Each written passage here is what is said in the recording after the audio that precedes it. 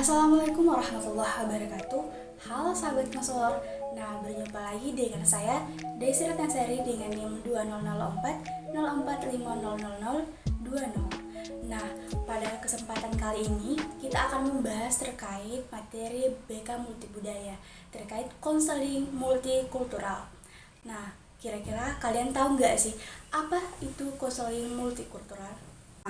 Teman-teman sekalian, konseling multikultural ini merupakan konseling yang konselor dan konselingnya ini berbeda secara kultural.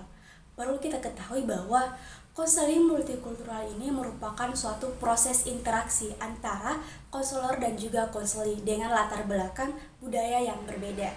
Baik itu perbedaan dalam etnis, ras, agama, budaya, dan lainnya.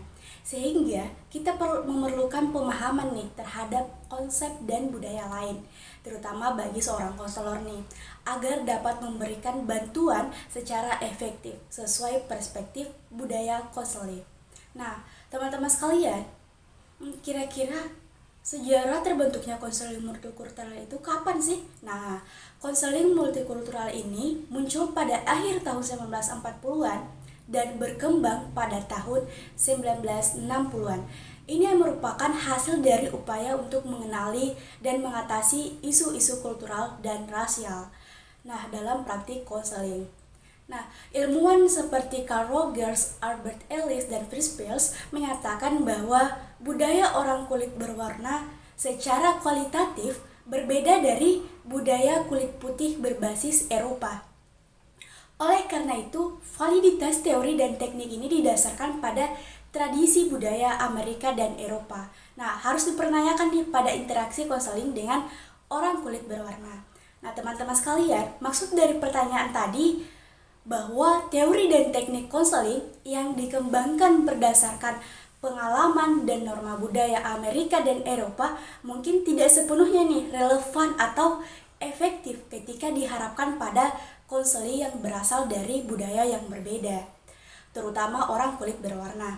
Nah, setiap budaya tentunya memiliki cara pandang yang berbeda, nilai-nilai yang berbeda, dan juga norma sosial yang berbeda, yang bahkan dapat mempengaruhi cara individu mengalami dan juga merespon dunia society sekitar mereka. Nah, oleh karena itu, teman-teman sekalian, konselor di sini harus memiliki kesadaran budaya yang kuat dan juga keterampilan komunikasi multibudaya untuk mengakomodasi perbedaan budaya dan juga dapat memahami nih perspektif konseling secara mendalam. Dan juga pada tahun 1980-an, konseling multikultural ini semakin berkembang dengan adanya gerakan perjuangan kemanusiaan, terutama pada kaum minoritas di Amerika Serikat. Sehingga memicu konsep baru nih, konseling di kelompok-kelompok berbeda. Oke, teman-teman sekalian, materi selanjutnya terkait prinsip dasar konseling multikultural. Yang pertama adalah budaya mengacu pada sekelompok orang yang mengidentifikasi atau asosiasi satu sama lain, yang pada dasarnya memiliki beberapa tujuan atau latar belakang yang sama. Kemudian yang kedua adalah keseluruhan konseling merupakan pembauran kebudayaan pada sifat dasarnya. Nah, maksudnya di dalam konseling, konselor dan konseli di sini membawa dan juga menggabungkan berbagai elemen budaya yang mereka miliki, terutama misalnya termasuk nilai-nilai, keyakinan, bahasa, norma sosial, dan pengalaman hidupnya, guna untuk mencapai pemahaman dan perubahan yang diinginkan. Nah, kemudian yang ketiga, yakni konselor responsif, mengembangkan kesadaran, pengetahuan, dan juga keterampilan untuk melakukan intervensi efektif pada orang-orang dari latar belakang budaya yang berbeda atau beragam.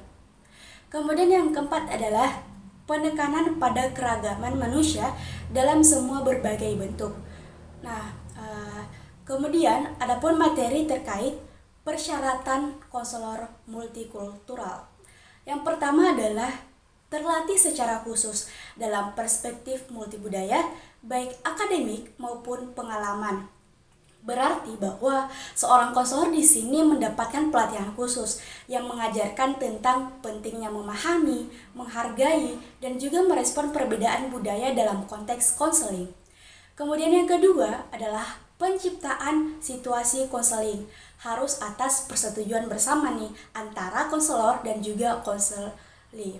Nah, ini menekankan pentingnya menciptakan hubungan konseling yang saling percaya dan juga respect antara konselor dan juga konselinya.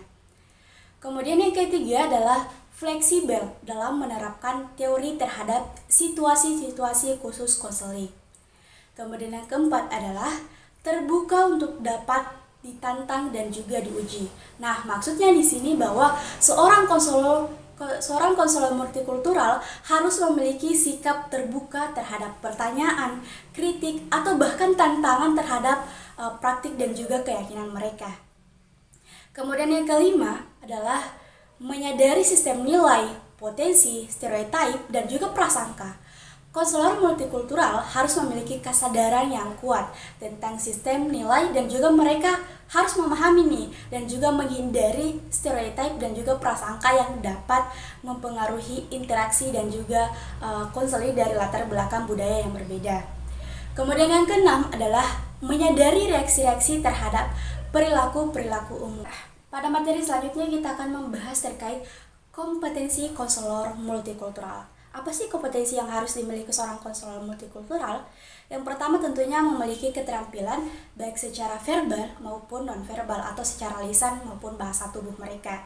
Kemudian yang kedua adalah pemahaman mengenai cara kerja sistem sosial politik di tempat kelompok berbeda. Kemudian yang ketiga, pengetahuan dan pemahaman jelas dan eksplisit tentang karakteristik umum dan konseling terapi. Kemudian yang keempat adalah memiliki keterampilan dalam memberikan intervensi demi kepentingan seorang konselor.